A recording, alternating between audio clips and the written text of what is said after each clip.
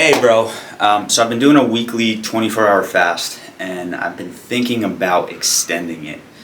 What's the difference between a 24-hour fast and a 30-hour fast? About 6 hours.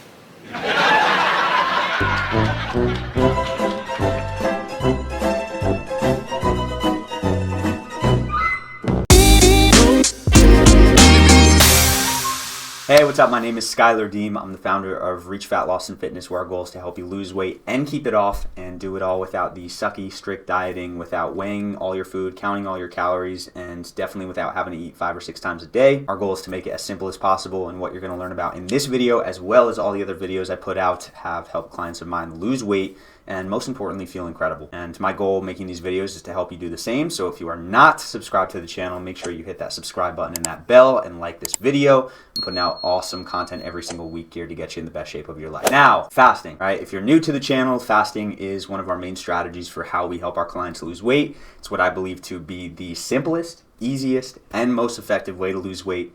And there are many different ways to do it. And so in this video, we're gonna go over specific fasting lengths, their specific benefits, and what the situation would be for you to do them. And make sure you stick around, because at the end of this video, I'm going to give you a little bit of strategy around how to use fasting effectively to get the best results with your weight loss. So we're going to start with the bare minimum. We're going to work our way up. The shortest fast that I would consider an intermittent fast is typically starting around 12 or 13 hours. Now, you're not going to get many benefits from this, but it is a really good idea to do, and most people are doing this on a pretty consistent basis unknowingly. You know, if you stop eating at 8 p.m. and you start eating at 8 a.m. the next day, congrats, you fasted for 12 hours. With this type of fasting, honestly, I do consider like 12 to even 20 hours intermittent fasting, but again, depending on your lifestyle, depending on what you're doing, there may be a different situation for when you would use a 15-hour fast versus an 18-hour fast. Around hour 8 in your fast, your body starts producing these ketones, which is an energy source that we use by taking body fat, and we start to send it to the brain. We start to use it for other processes in the body. And around hour 12 to 15 is when ketones start flooding the bloodstream, so when they really can start to be used by the body. This type of fast is a really good idea for weight loss, both from the calorie restriction that it gives you, but also some of the other health benefits. It's good for energy, to make sure your body has a chance to digest and to work through all the other food in your stomach, and it's also really good for eliminating brain fog. And for most beginners, this is where you would start, right? You're not going to start by jumping into a 48-hour fast from day one. Once we get into past 20 hours, I like to look at 20 to 22 or 23 hours as OMAD, which is 1 meal a day. Once we get to this point, everything on is really going to push the autophagy in the body, which is the body's ability to take these old cells, whether they are sick cells, dead cells, or they're just old,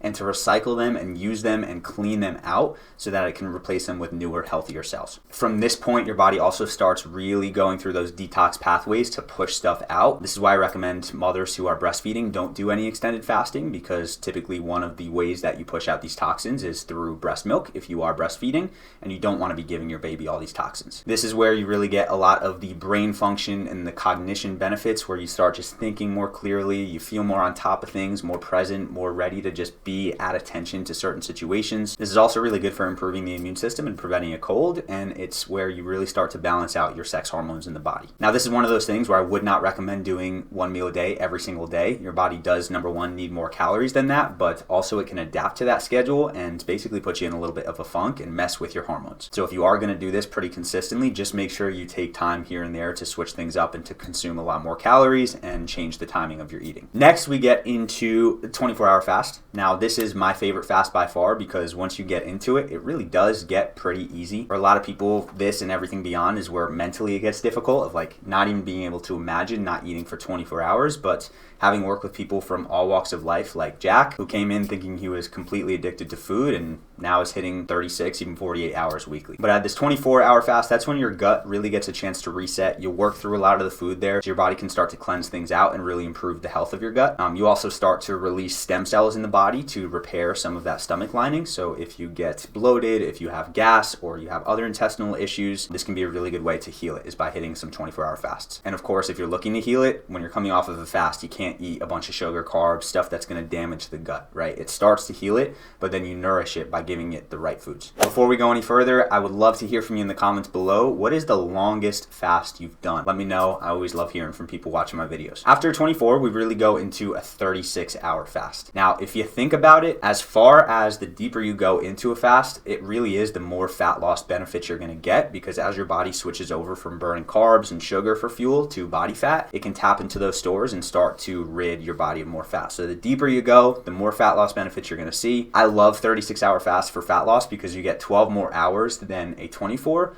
But then on top of that, if you time it right, it's actually really, really easy, because what you can do is you start at dinner, you go 24 hours until dinner the next day, and instead of having dinner, all you do is you go to bed and you wake up and you're basically done. So a lot of my clients lean into that because of how simple it can be, and then it also just helps from a mental perspective of, I don't even need to worry about food for a full day. I can wake up and I can go through my day. I don't have to worry about cooking, eating. I can just go through the day and feel good. 36-hour fasts are really where we can also minimize weight loss resistance. If your body has a really hard time losing fat, it's a really good idea to tap into those 36-hour plus every once in a while, just to give your body a chance to start to adapt and work through stuff. This is also a good chance for your body to release stored sugar and to reduce some cholesterol in the process. 48-hour fast. So 48-hour fast is you get all these benefits from the 36-hour fast, but you also get a complete dopamine reset. So this is really good for reducing anxiety levels if you have pretty high levels of that. It's also really good if you find yourself just dopamined out from social media and TV shows and just being hit with this dopamine all day long and you feel a little burnt out.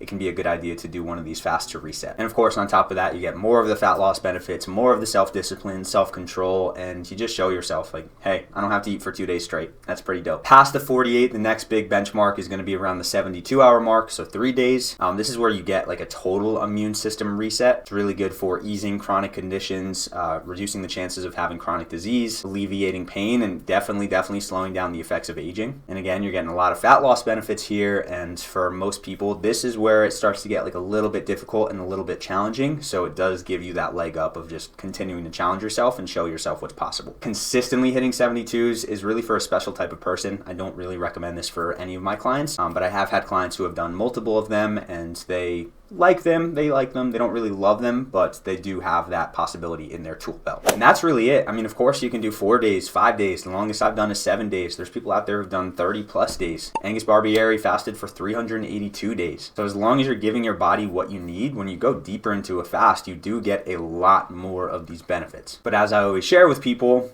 it's about lifestyle here, right? Yes, could you hop into a 100-day fast monitored by doctors and lose a ton of weight and feel amazing after? Yeah, you probably could. Is that going to fit with your lifestyle of having a job, having friends, having family, having social events where there's food involved? Probably not. And so the secret, the big secret here of creating a sustainable fasting routine is something that fits into your lifestyle. Yes, you're going to have to challenge yourself every once in a while.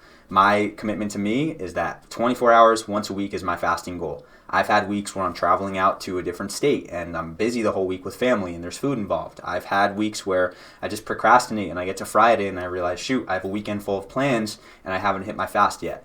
But my commitment to myself is I'm doing this. And so the resourcefulness is what's needed in a lot of situations.